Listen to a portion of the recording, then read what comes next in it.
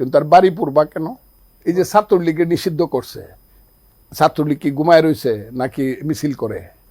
এবং আপনি 3 মাস পরে দেখবেন নিষিদ্ধ ছাত্রলীগ মিছিল। তাহলে তো এটা দুইটা ক্ষতি হইল দেশের। একটা হলো তুমি নিষিদ্ধ করলা, হ্যাঁ, সেই নিষিদ্ধটা সে মানলো না, এটা দুইটা ক্ষতি।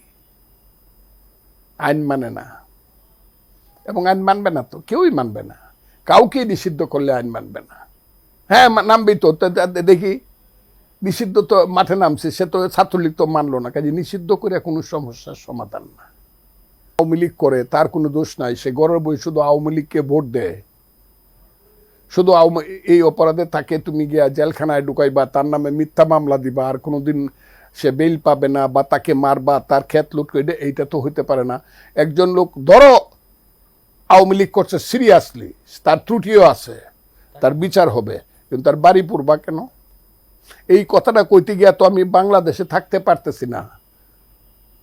তৌহিদি জনতার মিছিল করে একজনের বাড়ি পুরবা কেন? তো এই যে কালচারটা শুরু হয়েছে, আজকে তৌহিদি জনতার পাওয়ার আছে আমার বাড়ি পুরাই দিব, বা আওয়ামী লীগের বাড়ি পুরাইব। কালকে যদি কোনো কারণে আওয়ামী লীগের পাওয়ার হয়, তা আওয়ামী লীগ আবার বিএনপির বাড়ি, তৌহিদি জনতার জামাতের বাড়ি পুরাবে? আমি একজনের বাড়ি ঘর পুরাই দেয় তার সন্তানকে আমি বাড়ি হারা করব কেন?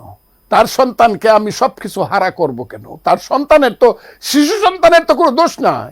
তার বাপে যদি রাজনীতি করে, আমি তো এটাও মনে করি, এখন তো দেখতেছি জামাই মন্ত্রী ছিল, এমপি ছিল, সেই অপরাধে বউরে ধরে আনতেছে।